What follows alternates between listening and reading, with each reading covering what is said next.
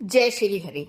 2 नवंबर को देवउठनी एकादशी है और उसे देव प्रबोधिनी एकादशी भी कहा जाता है। इस पावन दिवस पर व्रत रखने का दोगुना पुण्य मिलता है। इससे जुड़ी हुई 2 पौराणिक कथाएं हैं जो हमें इस दिन जरूर सुननी चाहिए। आज हम उन दोनों कथाओं की चर्चा करेंगे। देव प्रबोधिनी एकादशी के दिन देवता 4 माह बाद उठते हैं, यानी कि जो भगवान विष्णु हैं वो योग निद्रा में गए होते हैं और देवउठनी एकादशी के दिन ही वो उठते हैं। इस दिन से सभी मांगलिक कार्य शुरू होते हैं। इस दिन लोग व्रत भी रखते हैं। इस एकादशी का हिंदू धर्म में विशेष महत्व है। इस देवउठनी एकादशी के नाम से जाना जाता है, जैसा कि मैंने आपको पहले बताया, और देव प्रबोधिनी एकादशी भी इसे बोला जाता है। इस दिन यदि आप व्रत कर रहे हैं तो कथा का पाठ जरूर करें, और अगर आप कथा का पाठ नहीं कर सकते तो YouTube से आप उसे चलाकर सुन भी सकते हैं। इसके पाठ से व्रत को दोगुना फल मिलता है। तो चलिए उसको हम सुनते हैं कि कौन सी कथा है, उसका पाठ हम करते हैं। देवउठनी एकादशी की पहली कथा। एक समय भगवान नारायण से लक्ष्मी जी ने कहा, हे नाथ, जब आप दिन रात जागा करते हैं और सोते हैं तो लाखों करोड़ों वर्ष तक को सो जाते हैं। उस समय समस्त चराचर का नाश भी कर डालते हैं। अतः आप नियम से प्रति वर्ष निद्रा लिया करें। इससे मुझे भी कुछ समय विश्राम करने का समय मिल जाएगा। लक्ष्मी जी की बात सुनकर नारायण जी मुस्कुराए और बोले, देवी, तुमने ठीक कहा। मेरे जागने से सब देवों को और खासकर तुमको कष्ट होता है। तुम्हें मेरी सेवा से जरा भी अवकाश नहीं मिलता। इसलिए तुम्हारे कथन अनुसार आज से मैं प्रति 4 मास वर्षा ऋतु में शयन किया करूंगा। उस समय तुमको और देवगणों को अवकाश होगा। मेरी यह निद्रा अल्प निद्रा और प्रलयकालीन महानिद्रा कहलाएगी। यह मेरी अल्प निद्रा मेरे भक्तों को परम मंगलकारी, उत्सवप्रद और पुण्यवर्धक होगी। इस काल में मेरे जो भी भक्त मेरे शयन की भावना कर मेरी सेवा करेंगे और शयन और उत्पादन के उत्सव आनंद पूर्वक आयोजित करेंगे, उनके घर में मैं तुम्हारे साथ निवास करूंगा। अब बात करते हैं इस एकादशी की दूसरी कथा। एक राजा के राज्य में सभी लोग एकादशी का व्रत रखते थे। वहां की प्रजा, नौकर चाकरों से लेकर पशुओं तक को एकादशी के दिन अन्न नहीं दिया जाता था। एक दिन किसी दूसरे राज्य का एक व्यक्ति राजा के पास आकर बोला, महाराज, कृपा करके मुझे नौकरी पर रख लें। तब राजा ने उसके सामने एक शर्त रखी कि ठीक है, रख लेते हैं, लेकिन रोज तो तुम्हें खाने को सब कुछ मिलेगा, पर एकादशी को अन्न नहीं मिलेगा।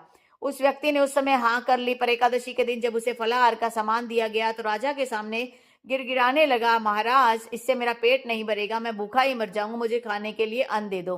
राजा ने उसे शर्त की बात याद दिलवाई, फिर भी वह अपनी बात पर अड़ा रहा और अन्न छोड़ने को राजी नहीं हुआ। तब राजा ने उसे आटा, दाल, चावल आदि दिए। वह नित्य की तरह नदी पर पहुंचा और स्नान कर भोजन पकाने लगा। जब भोजन बन गया तो भगवान को बुलाने लगा, आओ भगवान, भोजन तैयार है। उसके बुलाने पर पीताम्बर धारण किए भगवान चतुर्भुज रूप में आ पहुंचे और प्रेम से उसके साथ भोजन करने लगे। भोजन आदि करके भगवान अंतर्ध्यान हो गए और वह अपने काम पर चला गया। 15 दिन बाद अगली एकादशी को वह राजा से कहने लगा कि महाराज, मुझे दोगुना सामान दीजिए। उस दिन तो मैं भूखा ही रह गया। राजा ने कारण पूछा तो बताया कि हमारे साथ भगवान भी खाते हैं, इसलिए हम दोनों के लिए सामान पूरा नहीं होता।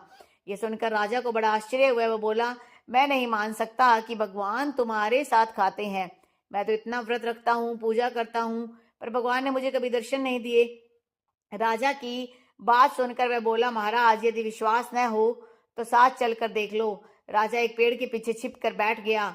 उस व्यक्ति ने हर रोज की तरह भोजन बनाया और भगवान को शाम तक पुकारता रहा। फिर भी भगवान न आए। अंत में उसने कहा, हे भगवान, यदि आप नहीं आए तो मैं नदी में कूदकर प्राण त्याग दूंगा। फिर भी भगवान नहीं आए। तब प्राण त्यागने के उद्देश्य से नदी की तरफ बढ़ा।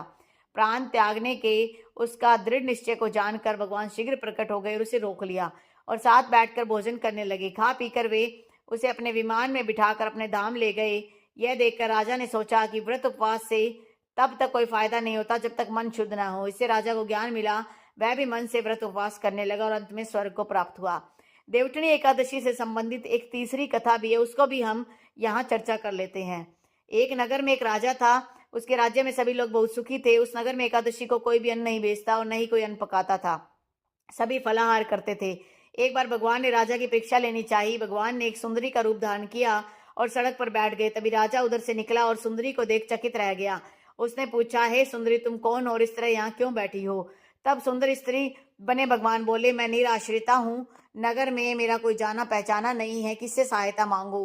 राजा उसके रूप पर मोहित हो गए और वे बोले, तुम मेरे महल में चलकर मेरी रानी बनकर रहो। सुंदरी बोली, मैं तुम्हारी बात मानूंगी, पर तुम्हारे राज्य का अधिकार मुझे सौंपना होगा। राज्य पर मेरा पूर्ण अधिकार होगा, मैं जो भी बनाऊंगी तुम्हें खाना होगा। राजा उसके रूप पर मोहित था और सभी शर्तें स्वीकार कर ली। अगले दिन एकादशी थी। रानी ने हुक्म दिया कि बाजारों में अन्य दिनों की तरह अन्न बेचा जाए, और उसने घर में मांस मछली पकाए परोस कर राजा के सामने रखा है। देखकर राजा बोला, रानी आज एकादशी है, मैं तो केवल फलाहारी करूंगा। तब रानी ने शर्त याद दिलाई, बोला, या तो खाना खाओ, नहीं तो मैं बड़े राजकुमार का सिर काट दूंगी। राजा ने अपनी स्थिति बड़ी रानी से कही तो बड़ी रानी बोली, महाराज धर्म न छोड़े बड़े राजकुमार का सिर दें तो दे दें, कोई बात नहीं, पुत्र तो मिल जाएगा, धर्म नहीं मिलेगा। इसी दौरान बड़ा राजकुमार खेल कर आ गया। माँ की आंखों में आंसू देखकर वह रोने का कारण पूछने लगा, तो माँ ने उसे सारी बात बता दी। तो वो बोला कि मैं अपना सिर देने के लिए तैयार हूँ, पिताजी के धर्म की रक्षा होगी, जरूर होगी। राजा दुखी मन से राजकुमार का सिर देने को तैयार हुआ तो रानी के रूप में भगवान विष्णु ने प्रकट होकर असली बात बताई। कहा, राजन तुम इस कठिन परीक्षा में पास हुए। भगवान ने प्रसन्न मन से राजा से वर मांगने को कहा। तो राजा बोला, आपका दिया हुआ सब कुछ है, हमारा उद्धार करें। उसी समय वहां एक विमान उतरा। राजा ने अपना राज्य पुत्र को सौंपते और विमान में बैठकर परम धाम को चला गया। तो इस प्रकार देवधनी एकादशी से संबंधित 3 कथाएं हैं जो आपको जरूर सुननी चाहिए। अगर आप देवधनी एकादशी का व्रत रख रहे हैं तो इन कथाओं के बाद भगवान विष्णु की आरती ओम जय जगदीश हरे जरूर गाएं। अगर आप इस व्रत को रखते हैं और तुलसी विवाह कर रहे हैं तो कमेंट बॉक्स में लिखिएगा जय श्री हरि।